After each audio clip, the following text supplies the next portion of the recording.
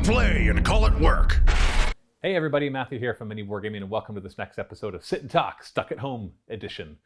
In my home isolation quarantine bunker, thanks to COVID-19, this wonderful, wonderful pandemic that is forcing us all apart. But we're making do, making lots of content, and I hope that you're enjoying what we're managing to cobble together from our individual homes.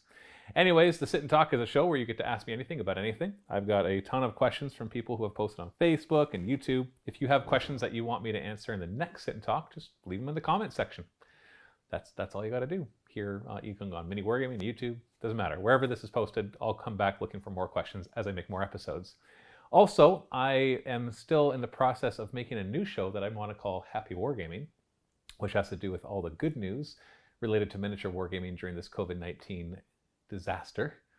So if you have any good news, email me, matthew@miniwargaming.com, subject line Happy Wargaming, with whatever good news it happens to be. It could be related to some company in miniature wargaming that's doing something that's related to this, that's good, or something in your own personal life, so a way that somebody has helped you, or collections that you finally managed to get at, anything that you feel is good news related to miniature wargaming and COVID-19.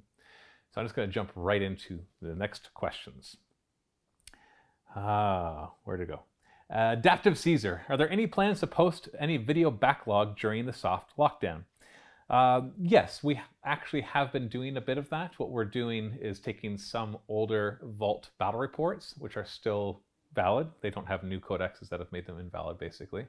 And we're putting those up for free because we can't film new 40k and Age of Sigmar battle reports as well as we'd like to. At least not as many. Luca is doing as good a job as he can from his home, and Dave is filming some stuff with his wife, but we're still very limited compared to what we normally can do. So on Monday and Tuesdays, you'll see some Vault stuff posted for free on YouTube. Stuff that was in the Vault is probably weeks or months old, but still relevant. We're making sure to only choose stuff that hasn't been made invalid thanks to new codices. And we're just going to do our best to make more content here from home during this wonderful lockdown. The Kill Smash. You might hear my kids in the background, by the way, because they're home. Everybody's stuck home, but we're just going to make do. The Kill Smash. How much should I spend getting into the game, specifically on orcs? Well, the answer to that is as little as is possible, but as much as you need.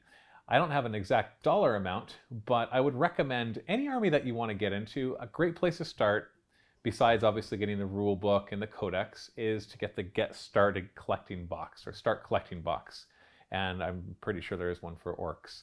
It's usually a really good value. It's cheaper than buying all the miniatures individually, and typically represents stuff that you're going to want in your army anyways. So it's a good place to start. Just buy one of the boxes and start painting them up, and it's usually enough to play at least a small, even if it's just a few hundred points, small game of 40k to get into the hobby.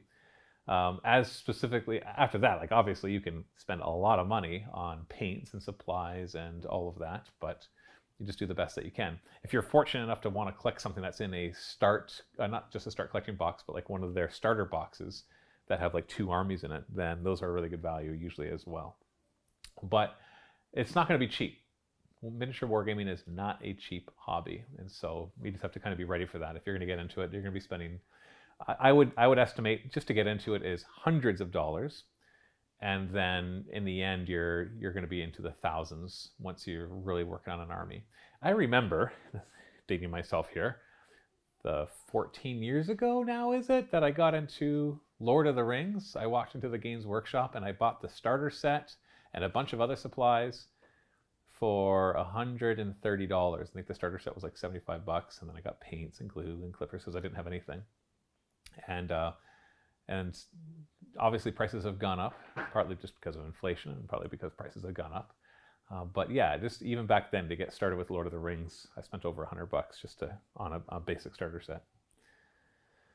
The most powerful robot. A bit of a weird question, but if this tragedy had hit back in 2013, while you still had a storefront, would Mini Wargaming had been able to survive? Lots of places near me are already struggling with relief. That is a good question.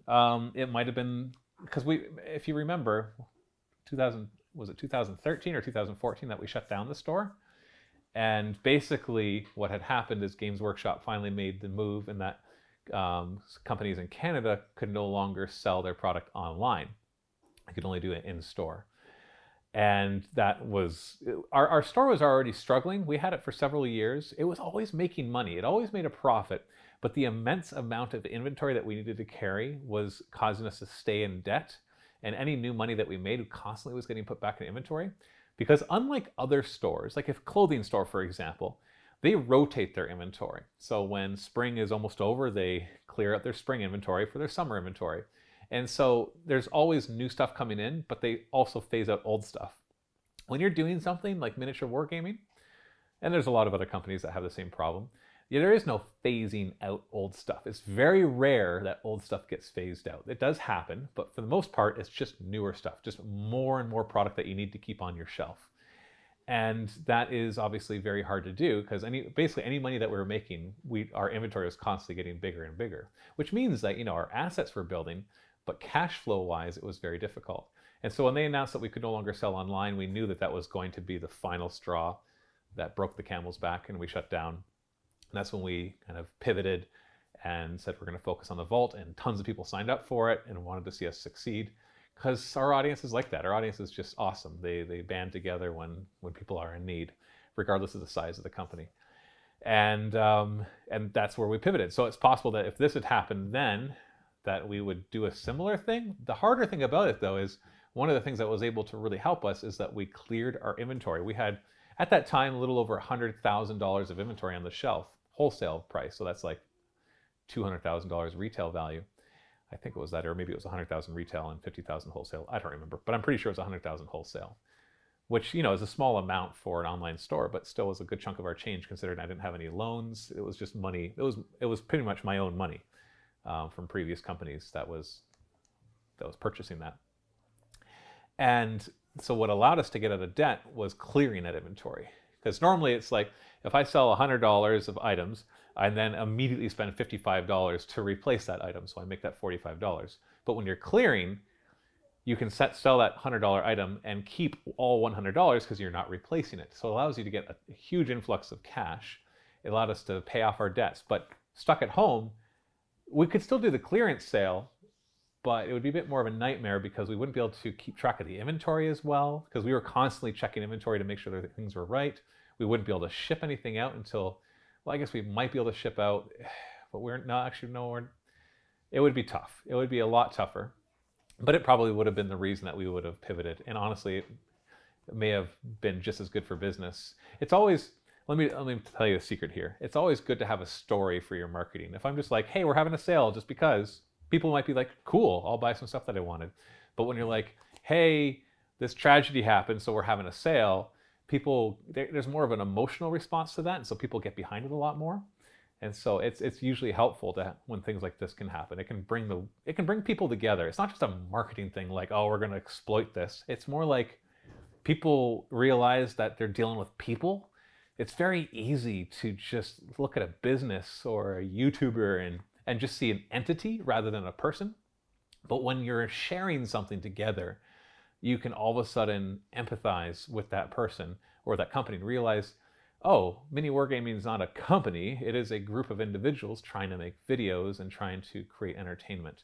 And when you view it as a company, it's easier to be critical or to be like, oh, is it worth giving them a few bucks? I don't know if am I getting enough value back. But all of a sudden you see people, all of a sudden that $5 is like, yeah, I want to help these guys out. And it really changes your frame of mind when it comes to these things. So I would say that we probably would have done the similar thing where we would have been like, okay, you know what? The store has been struggling anyways, so maybe this is the best time to shut down. It would have sucked. It would have been hard. We would have been scared. But I'm pretty sure our audience would have come through for us and really helped us. So just like they actually did. And happy ending of that story. Games Workshop is awesome to work with now. I'm sure there's still some frustrations with working them from retail end. I don't anymore, so I'm not quite sure. But it's hard to work with any full distributor or wholesaler. There's always things that can be annoying about how people do business. But they allow you to sell online now, and they've entered the modern era with the internet, and obviously, as we can see that now. So good ending to that story. Curtain Fall. So I've recently learned about the Thunder Warriors. Do you think regular Astartes tacticals may suffer a similar fate in the future at the hand of Primaris Marines as the lore progresses? Perhaps since they're all vulnerable to chaos in a way Primaris may not be. Well, Primaris are definitely going to be vulnerable to chaos. There's no way that they just made a big... Like, that's Grey Knights. Grey Knights are the ones that are, like, so pure that they can't fall to chaos. And maybe eventually we'll see one do that, but it would be very rare. But Primaris, they totally can fall to chaos. We're going to see that. I think we're going to see a lot of chaos Primaris eventually. Are Tactical Marines, regular Space Marines, going to go the way of the Thunder Warriors? I think eventually, yeah. I think it's Games Workshop's goal to phase out the old Space Marines and bring in the new Primaris. But it's going to take a long time for that to happen. You're looking at like another decade. It'll just be slow progression. It's essentially going to be that as more people get into the hobby, most of them won't buy the old stuff. They'll buy new stuff. And so there'll be less and less people playing with the old stuff until eventually you see hardly anybody at all. And that's basically how they're going to phase it out. I don't think they're ever going to be like cutting it from the collection. It's more like they won't need to worry about it because people just won't be playing it as much anymore. But if you're talking about lore-wise, well, the lore is driven by what Games Workshop wants to happen. So same thing. Torben Olsen, I like your narrative campaigns the most. Thank you. And it is almost always great fun watching them. Almost always? Thanks. I know it's always very resource and time consuming, but what do you think about a multiple table endgame? Like 3 to 4 tables with smaller games influencing a bigger game that happens at the same time. Even an Aeronautica Imperialis mission allowing the plans to drop troops and bombs on the main table. How would you plan something like that? I would love to see it. I think that's a fantastic idea and something that you may see in the future. I like the idea of having multiple rooms set up, especially if it's like a progression one where the players don't realize that they're about to move from room to room, but also it'd be cool if one room's influencing another. How would I do that? You would have to probably film them one at a time and record what happens and then have those things act as events in the next one. So it wouldn't be that hard to do. How would I blend Aeronautica Imperialis with it? That might be a little harder. It might be more that we just blend regular games and maybe like one is fighting over a button on a space station that gets to drop an orbital bombardment. So at the end of each round, whoever controls the most objectives gets to be the one to drop an orbital bombardment. So you just mark that down and then you go and film the other game and you've got marked down each turn what's going to happen. Or other events like that, like which ones break through. If you can play Battlefleet Gothic and have it like if you break through to this point, you can drop troops and you kind of record the round that they break through. I know things don't line up perfectly time-wise, but you can just fudge it and say that they do. So it wouldn't be that hard to do. You just have to determine how the tables are going to influence each other. You could even do fun stuff like the one table is trying to get onto the other table. So one is the attacker and one is defender. And the attackers have to get their units to certain spots. And when they do, then you remove them and you record which turn they got through. And then when you play the other game, that unit, exactly as it was, so if it lost a few guys, it would be a few guys down, would then appear on the other table in this place that makes sense based on where they're coming through. Maybe they're heading to teleporters, or maybe they're like underground and they're heading up through sewer vents, anything like that. And you just record it, and then you go over and film the other one, and they'd be popping up based on the turns that they showed up. So there's a lot of ways to do it. You just got to use your imagination. But it really comes down to what are you trying to achieve? What are the missions, and then usually there's a natural flow to how it would actually work. James Isted, it looked like Josh and Luca had great fun with the game Blood and Plunder. Any likelihood of further games being done? I think so. I think that company is likely to want to work with us again. Might be a little while though, given current circumstances. Julio Diaz, will the Emperor ascend into godhood when they release 9th edition rules? I sure hope they do something with the Emperor. I understand the reason why a company would kind of keep the lore static, and at the same time, you might think, well, they're not keeping it static; they're doing all sorts of stuff. It's like they always tell a lot of stories within the universe, but I'm talking about real change, like the Emperor dying or the Emperor ascending. One of those two things. I hope one of those two things will eventually happen, because you can keep the fundamentals the same with that happening, but then all of a sudden tell a really cool story. I don't know if they should ever release an Emperor model, at least not one that you'd play on the battlefield. Because then you get like the Nagash problem in Age of Sigmar, where he's either too powerful or not powerful enough. It's like, you're a god. Should you really be able to be represented in one miniature on the table?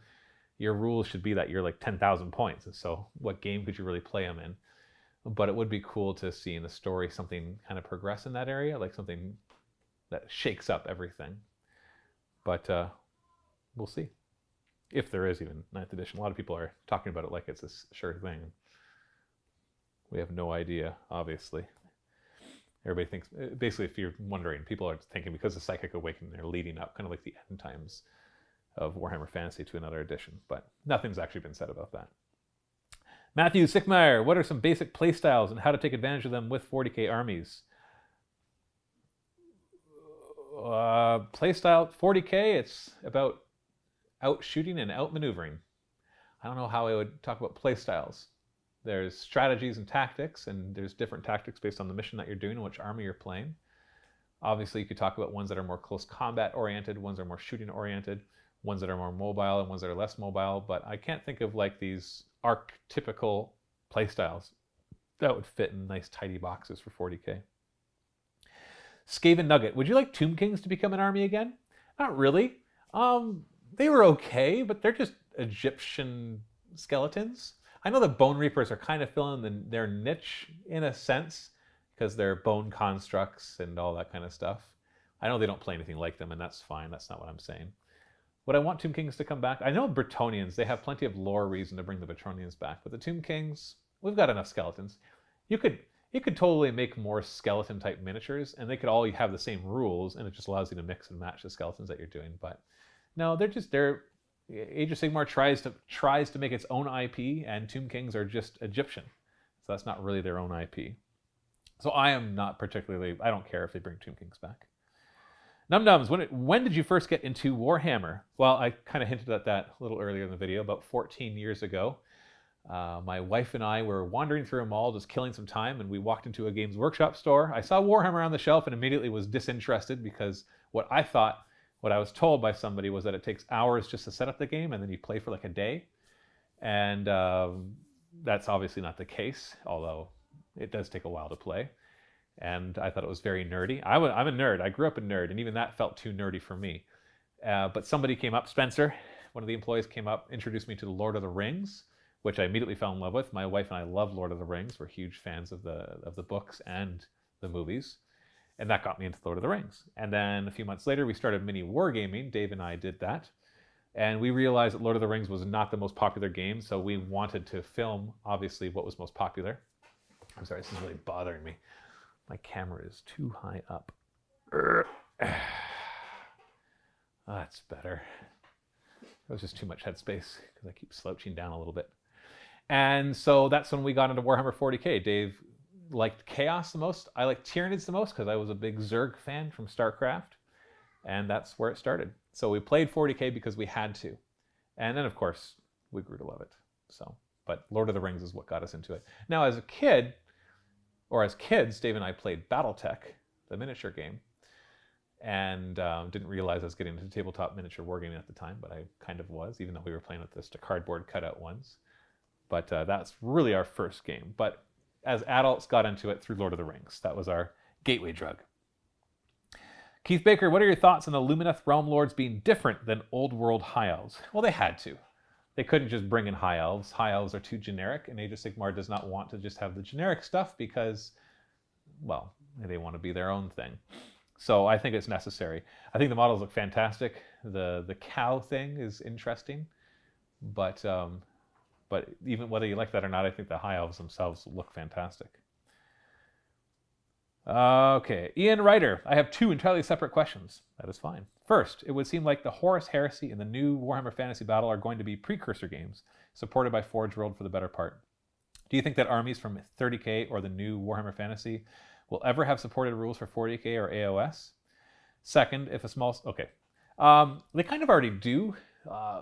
Like, if you collect the Word Bearer's army for Horus Heresy, you could totally play that as Chaos Space Marines. I know it's not completely the same because the model range is slightly different. They don't have Primaris, for example, in Horus Heresy, whereas you do in 40k.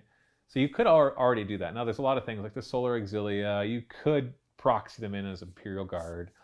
The Mechanicum would be a little harder. But it would be nice if they did, but I can see why they wouldn't bother because some of them just don't exist in 40k.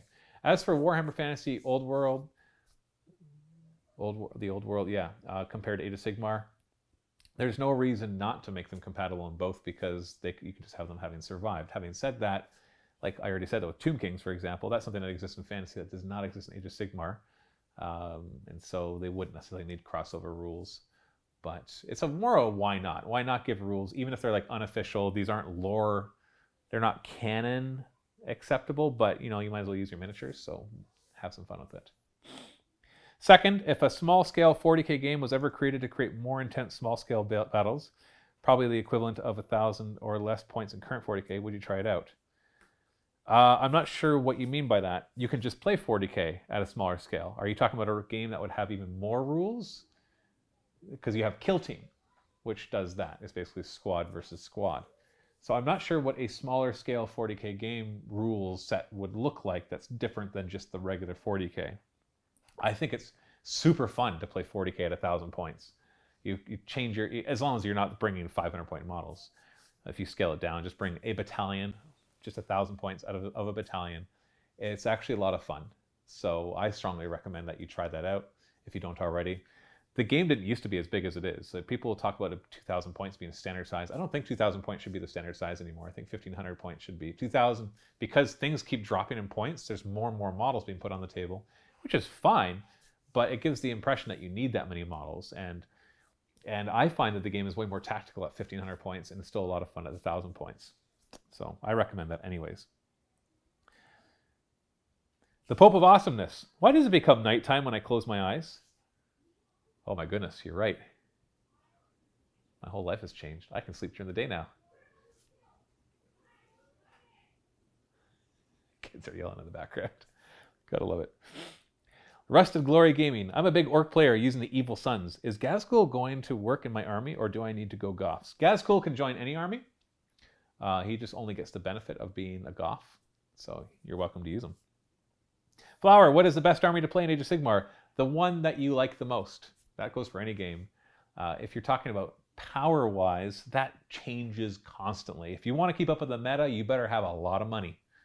If you don't have a lot of money, or you have an average amount of money, then buy an army that you think is cool looking and that you like the playstyle of, and stick to that. Maybe buy a second army if you have the money too. But whatever is the current winner right now will not be the winner in 6 to 9 months, probably. Like Space Marines are dominating 40k right now, and they weren't a year ago. And so things change. The meta can change. The rules constantly change. So buy what you think is cool and stick with that. Tom Whitworth, are you ever going to play a Song of Ice and Fire miniatures game? Probably not. Not a fan of Game of Thrones myself. It's, some people are going to buck at this, but I think it's just it was a little too R-rated for my tastes. I love fantasy. I wish it was, dialed back a bit or a lot, but, and you can have your own opinions on whether that is true or not. It doesn't matter to me. That is how I feel about it. And so since I'm not really into the books or the movie, the TV show, the game itself doesn't really attract me. Najal Inferno. What is the best way to get into Age of Sigmar? Are you talking about rules-wise or purchase-wise? So if you're talking about rules-wise, well, the rules are free. You can download the basic core rules, and a lot of the War Scrolls are free. The best thing to do is get the AOS app, because it has the Age of Sigmar app, because it has the core rules in it. You can make your purchases of the books in there digitally. If you really want the physical books, that's fine. But the Age of Sigmar app is going to be so good for building your lists that if you only want to buy the book once, then buy it in the Age of Sigmar app. If you want to buy it, if you want the physical and digital, then well, that's your prerogative as well. As for what to purchase, whatever army you want to get into, get that army's Get Starting box or Start Collecting box, and its Battle Tome as well in the AOS app, preferably. And that's it. Now, how to get into it, like rules-wise, the preferable method would be to find somebody else who already plays it and just start playing games with them. Don't rely on them to get all the rules right, though. Most people don't. So play with them, just listen to what they say, and then go read the rule book yourself. And then, I find it's always easier to learn a game by playing it first and then reading the rules if I have somebody to show me. If nobody's there to show me, then I have to go through the process of reading it, then trying it out, and then reading the rules again, so you can actually remember what they mean. Mr. Dykers, what do you think about Space Wolves? I think they're cool. I think Space Wolves are really neat. I'd probably get into them if Dave wasn't so into them, which means, there's only so many of us, so we try to keep our interests separate from each other, just so we can cover more stuff. But I think they're very stylistic and very neat. Dominic Palazzolo, what is the meaning of life? Well, Dominic, you're probably not asking for a serious answer. If you want a serious answer to that question, I have some very, very strong beliefs on that. You can email me, matthew@miniwargaming.com, because I do believe that there is a meaning of life, and that we're not here by happenstance or by accident. So if you want to have that discussion for serious, send me an email, matthew@miniwargaming.com. But other than that, then obviously the answer is 42, the answer to life, the universe, and everything. But I thought that was obvious. The Doctor, thoughts on Bone Reapers? Super cool looking models. The rules drive me nuts. I hate an army that just totally ignores Battle Shock and then has their own command point thing. That's kind of cool, but they're just one of their sub factions just gives them +1 save across the board. It says this faction is known for their bigger stuff, so everybody gets +1 save. Well, why not give the bigger stuff +1 save or something? I think they just seemed a little boring rules wise. It looked like they had so much potential. Drop the immune to Battle Shock, tone down some of their abilities because they're a little too strong, and then I'd be interested. Ben Shepard, if you could be better than you currently are at one aspect of the hobby, be it painting technique, basing, building terrain, what would it be and why? Definitely painting. I've painted a lot of miniatures in the past. I haven't painted for years, and thankfully don't have to. I just never really got good at it. I painted over 1,000 miniatures and never really got good at it. So I never really super enjoyed it. So I was happy when our business got so busy that I could not actually keep up with the painting and needed to outsource it. But I wish I was better at painting. I should rephrase it. I wish I enjoyed painting more. And I just don't. It's just an aspect of the hobby I just can't get into. But I really wish I did, because it's a solo activity. And I get plenty of the gaming aspect of the hobby through my business. And I just wish that I could just sit down and watch a movie and paint, or have something in the background and want to paint. But I just don't enjoy it. So that's one thing I wish I was better at. Because I think if I was naturally a lot better at it, because like I said, I painted over 1,000 miniatures. So it wasn't for lack of trying. It's just I don't know, my hands shake. I'm sure I could get better at it with the right everything, but I've got 4 kids. I've got a business to run and a lot of other obligations as well. So that's one thing I wish I was better at.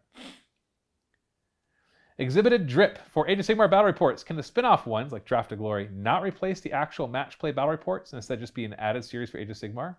It's been gutting being a vault member for AOS stuff and not getting the match play battle reports each week, even though lately it is mainly Seraphim versus something.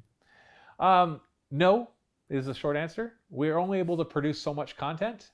And so the Draft of Glory is something that we wanted to really do, but we didn't have time to do it if we filmed it in addition to Age of Sigmar. And so we're doing the best we can to produce as much content as we can, but we can't do everything. And if I can kind of give you a behind the scenes look, we base a lot of what we do off of a couple of things. We look at number of views on YouTube, but more importantly, we look at how many people sign up to the vault because of the content, which we can actually track it pretty accurately. And regular battle reports can do okay, but the campaign stuff tends to always do better.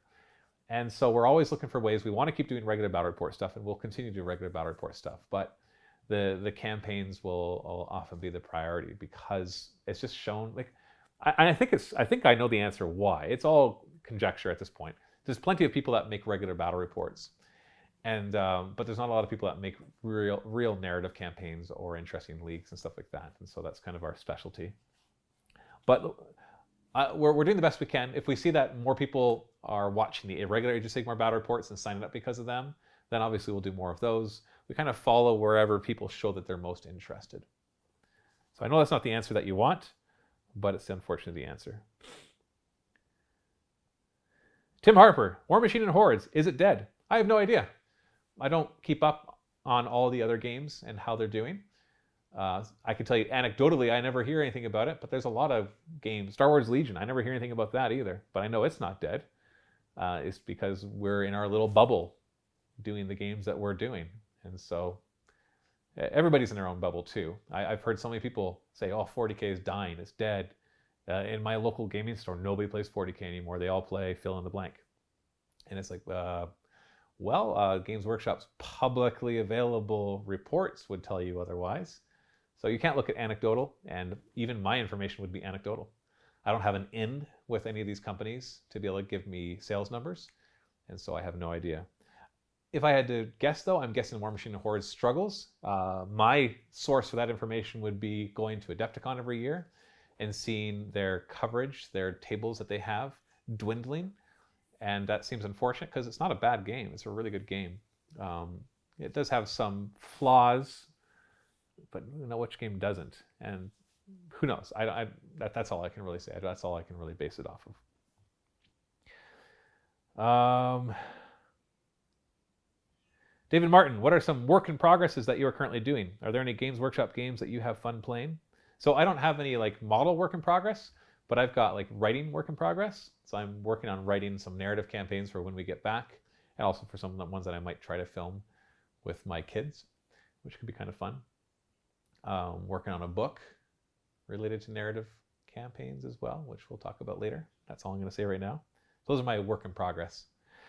Are there any Games Workshop games that you are having fun playing? Oh yeah, I love them all. Even 40K, which I love the least right now, I still enjoy playing. Age of Sigmar is probably my favorite. Necromunda's been a blast. But yeah. What are you excited for? What are you excited for? What are you excited for things to come? Going back to work. Any thoughts if you were to start a new faction, what would you want to build the faction?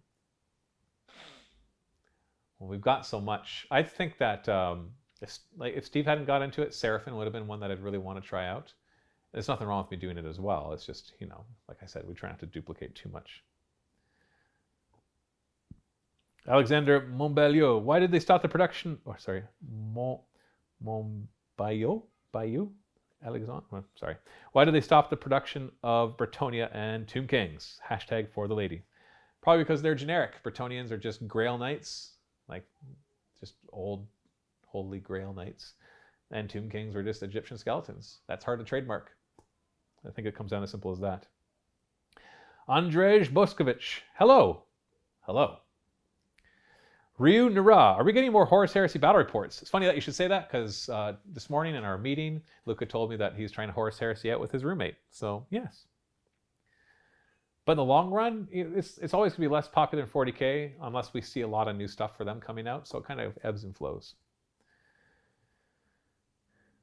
Shooter McGavin, why do you believe people in the 40K community are willing to take so much disrespect from Games Workshop even today, especially in comparison to other businesses and hobbies? Well, if that's a very strong opinion, I don't think Games Workshop is showing disrespect towards the 40K community at all. I think they're working very hard to create the best products they can with the best rules that they can, even if we don't like everything they do. They've created the Warhammer community years ago to try to engage the community rather than ignore it like they had in the past. They've allowed stores to sell online. They are doing their best to ship products as fast as they can. And in this time of crisis, they are actually producing hand sanitizer for the NHS. What is it called? Some health system over there in the UK. So I think that Games Workshop is doing a great job. Remember, we say Games Workshop like it's an entity, and it's not. Games Workshop is a collection of tons of people all just doing their jobs. Some of them doing the jobs well, some of them probably doing them not well, and a bunch of them probably in the middle somewhere. And yeah, I don't see the 40K community getting disrespected from Games Workshop at all. Ooh, there's a lot of replies to your comment though. I'm just going to skip through those. Wait a second. No, those aren't replies.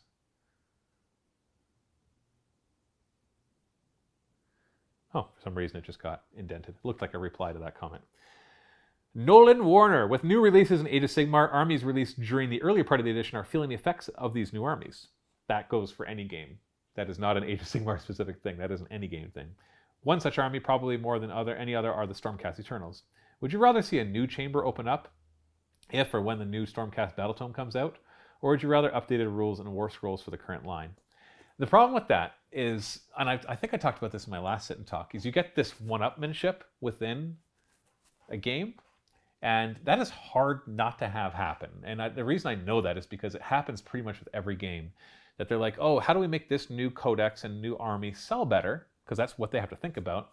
Well, we got to make it shinier and better. We can't just make it more of the same. And so they come out with new rules, but it's hard to balance that. And so those ones, it doesn't always happen. Sometimes they come out with a new one and it's worse than everything else. But often they come out and it's better. And as soon as a few of them are better, you get this clump of armies that are just beating everybody else. So then eventually they get updated and they have to all of a sudden join this. But what often happens is they don't just join it, they do better than it. And then slowly these ones get worked down. And that hopscotching eventually breaks the game. And that's when we get that kind of feeling that the game is bloated. It's not because there are too many books. It's because the meta of the game has allowed those armies to become bloated. And you get this greater disparity between the armies that are really good and the armies that are not. But even worse, you get a greater disparity of what's good within an army to what's not good within an army. And that just makes things less fun. Unless you're just playing super casual, which is a great way to play the game because it allows you to ignore all the crap meta that's going on around you. And so it's not a problem with the Stormcast Eternals. Giving them better rules, making them better, will just give you the same problem that 40k has with Space Marines right now, where they overdid it and now the Space Marines are too powerful, and now they're going to have to dial up everything else, and soon the game will just be turn one, go, done. Okay, whoever had the best shooting army and rolled and got to go first is now the winner. You don't want that.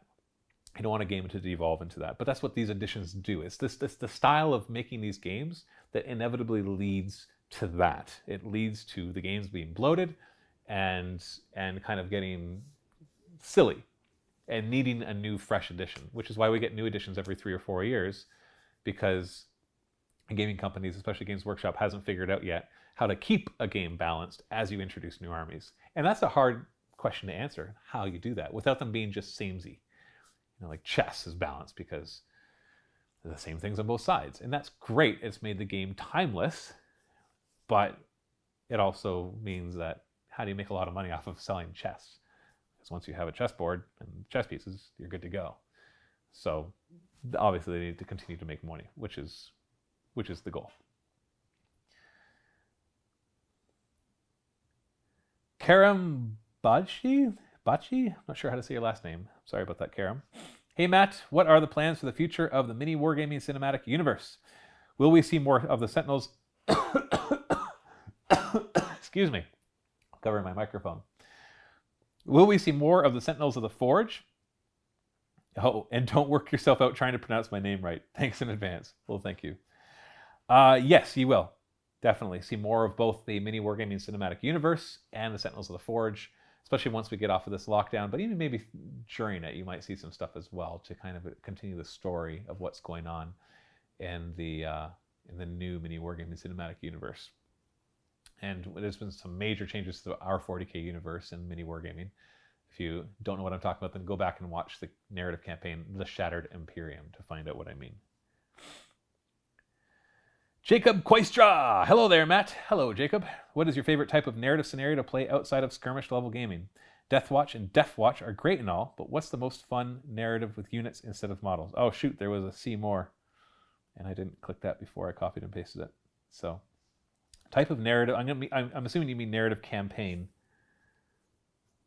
right? Deathwatch and Deathwatch are great and all, but what's the most fun narrative with units instead of models?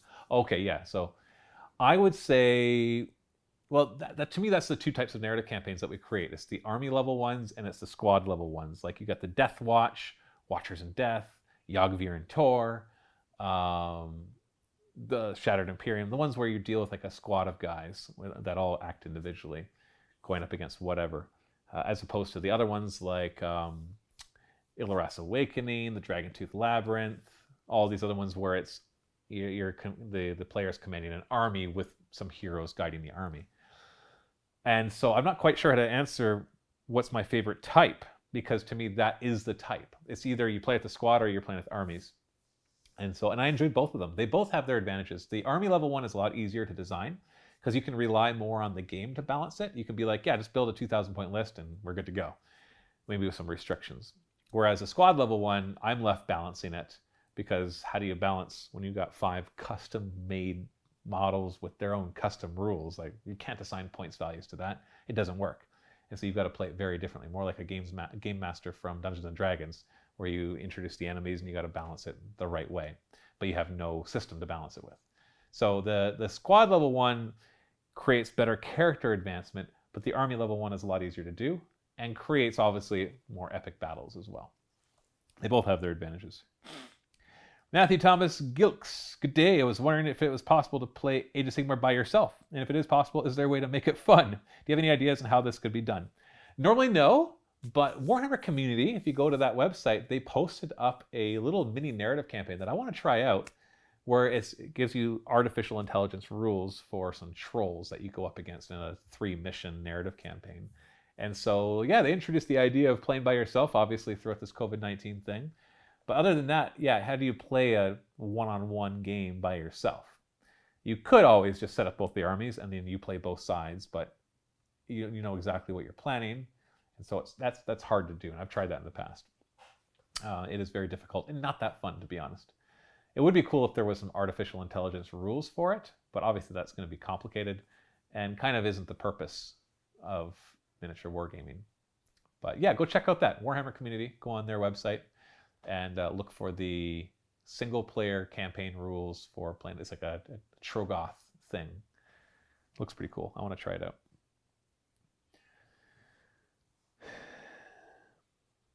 Sean Haynes, who is your most favorite character in the whole of Warhammer Fantasy? Sorry, I don't have one. I didn't really follow the lore of Warhammer Fantasy, so don't know the characters very well. Mine was Conrad von Karstein. I like the model, and his 2 bats short of a Belfry special rules was always fun to use. Yeah, I remember I didn't like Teclis because he was always beating the crap out of me in my games. But I guess Cetra was my favorite because I played Tomb Kings, and he was just such a cool model to field on the table. So I guess I can say that. James Clayton, what advice do you have for someone trying to break into their local gaming scene, as in becoming an active player at a local gaming store? I've tried before, but I just keep ending up with bad apples, and the experience puts me off playing in public, especially since I'm newer to the game for the same reasons and still have to play slower to make sure I do everything right.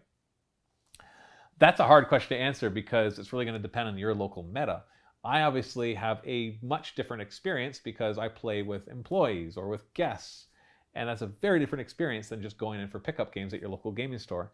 I've never really had to figure that out because we got into it. Dave and I got into this hobby. We played together for a little bit, and then we shortly after that opened up our business, which then had a store, and we brought in people, and I was able to play. I was able to be more choosy with who I played with. So I don't have any good advice for you except to just be as friendly as you can and try to find those people who are also friendly and gravitate towards them. That's really it. Some people are going to be jerks, or people that don't know how to be socially proper. They're socially inept, basically. You're going to get that, unfortunately. And so it depends on how much you like the hobby. If you like the hobby a lot, then be persistent, and hopefully you'll find a good group of people that you know that you enjoy playing with. That's what the only advice I can give. Stuart Tiffany, if you could add one new type of race to the 40k universe, and you have to, what would it be? Squats? Another monster race like Tyranids? I think I would do an artificial intelligence race. I know I've been asked this question in the past, but just recently this idea, just reading some short stories from 40k, like the return of the Iron Men. What were they called? I'm trying to, my brain just did a big brain fart, so I can't remember what they're called. But yeah, some sort of artificial intelligence army, either created by the Tau or returning from the age of technology that was like pre-Horus Heresy. And that can be seen as a good or a bad thing, or maybe they're both. But I think that would be very interesting. So yeah, and they could come in all sorts of shapes and sizes. You could be, the Games Workshop could be super creative with that.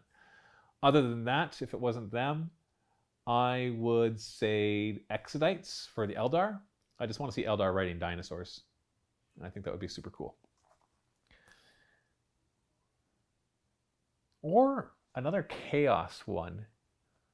Something that wasn't aligned with Chaos Space Marines and the Demons. Almost like a new faction of Chaos. It doesn't even have to be bad Chaos necessarily, just another aspect of it. Not sure what it could be. It could be like Malal, who was like anti-Chaos Chaos. It's hard to have an organization that's anti-Chaos Chaos, though, as was proven. Or it could be like a good Chaos thing, like the God Emperor ascends, and he becomes like a new god of Chaos and breeds a new type of demon, but the Inquisition doesn't accept it or something. And so it kind of becomes its own. It does fight against Chaos, but unfortunately it's an enemy of the Imperium as well. Or maybe sometimes they get along and sometimes they don't, so more like a neutral aspect. I'm not quite sure which one. Yeah, being stuck at home is fun. So much fun. These questions apply to both Age of Sigmar and 40k. Which army do you always find fun to play, even if it isn't your favorite?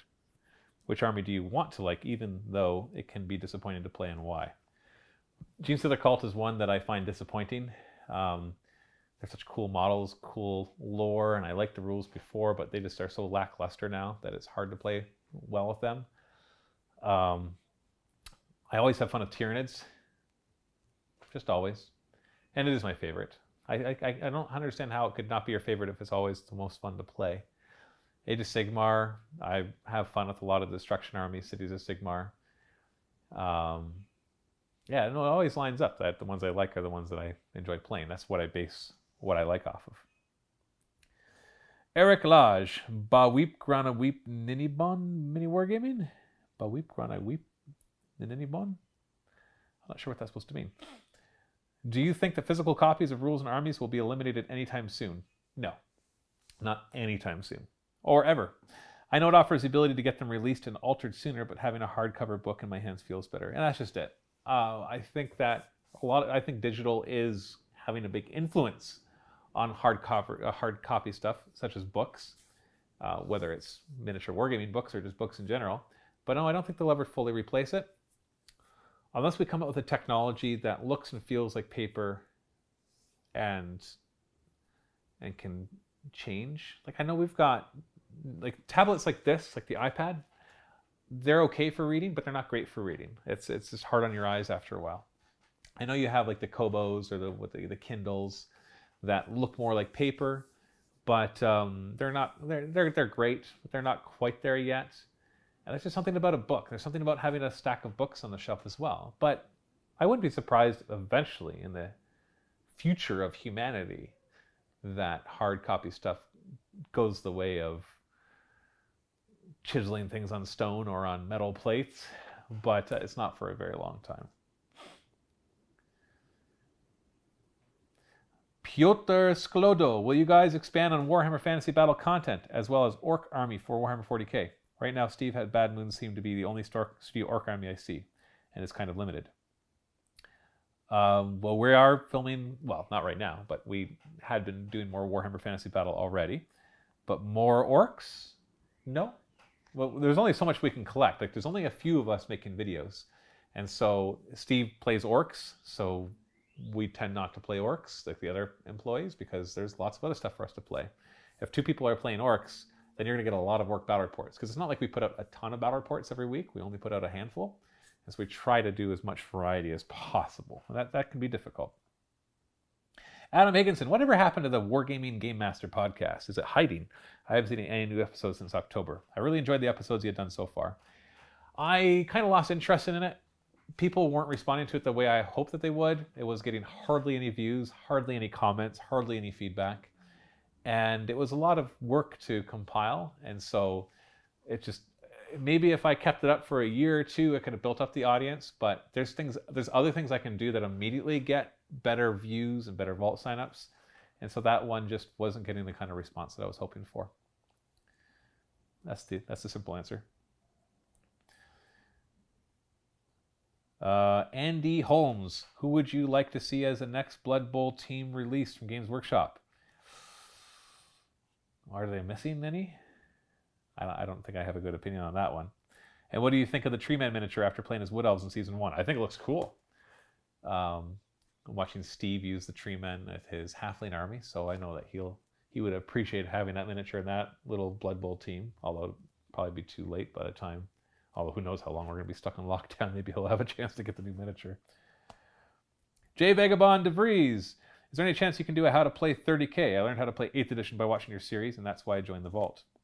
Totally. We wanted to start doing a How to Play the different game series, but then the coronavirus hit. So we are planning on going through the different games eventually. I don't know when, though. William Snell, what do you think of having an army of Khorne painted as corn? So Khorne, like corn demons, painted as corn, as in corn on the cob. I think it'll be fantastic, and I hope that you do it and send me pictures. Matthew at miniwargaming.com. Andrew Volpiansky, are we going to see any more Deathwatch campaigns? You betcha. Also, any more older style narrative campaigns of those Apocalypse games as a finale? You betcha. I got plans for both of those, actually. Tyler Gillett, why is it you think they'll never give the Tau a psychic unit? I don't know if they'll never give the Tau a psychic unit, but I know that Tau as a race are not very tied to the warp. And so it doesn't just make sense for them to develop psychers, but it doesn't mean they couldn't technologically tap into that. Jim Garrison, do you think Games Workshop will release a 9th edition after they get our money from Psychic Awakening, or are we safe from 9th edition for a while? That question hints at a little bit of saltiness there. After they get our money from Psychic Awakening. Like, is Psychic Awakening a good product? Yes, then buy it. If it's not, then don't. They're not getting your money from Psychic Awakening. You're hopefully purchasing a product that you want. I think so. I wouldn't be surprised if 9th edition came out, but I have zero inside information on that, so no idea.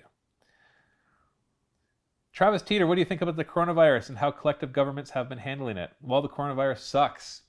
It can die off for all I care. Die coronavirus, die.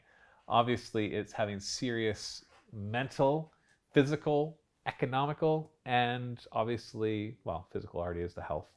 It's bad in so many ways.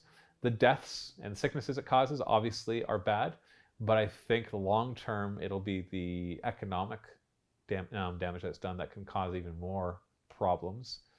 And I mean like physical problems, the mental, emotional problems that it's going to cause from everybody being isolated and having all their routines disrupted and losing jobs is going to be pretty bad. But, you know, we'll move on.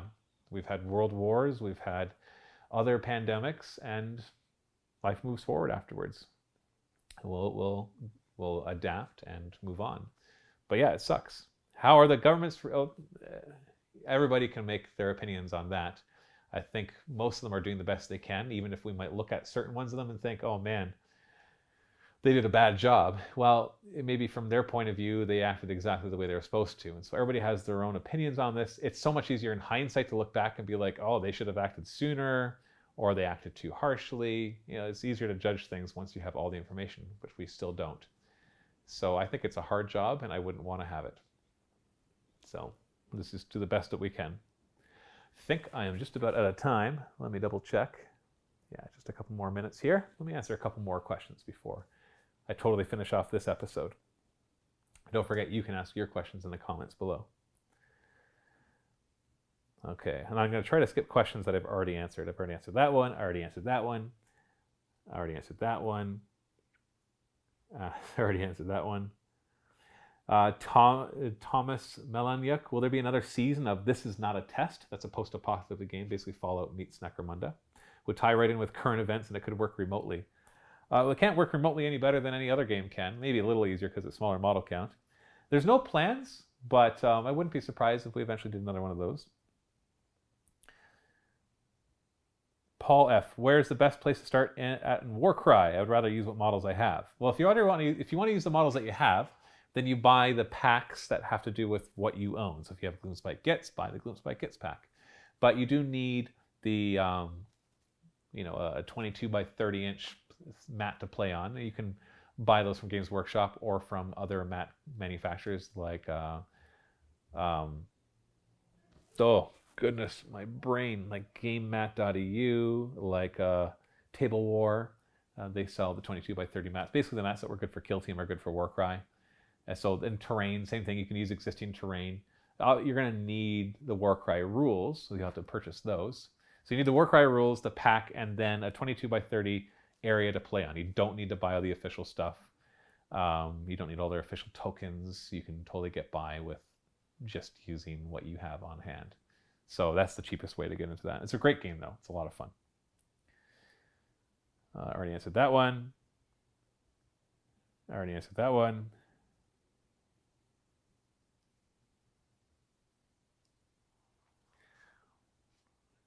Already answered that one. Already answered that one. See, it's funny, after a while, like when I copy and paste a lot of comments, as you go further and further down, they start to get very repetitive. I'm sorry for the silence. I'm just realizing that I've already answered that one. Richard S.A. Bailey, I want to do a Fallout campaign. What minis would you recommend? Well, Modiphius puts out Fallout miniatures now, so you can use those. There's also, if you check out the game, this is not a test.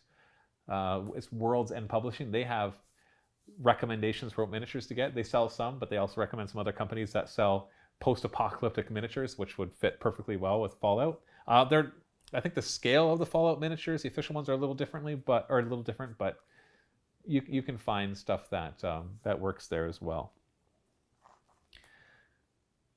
You know what? I think I'm going to stop there because now I'm finding that it takes one every 5 questions, or one every 10 questions now to see something I haven't done before.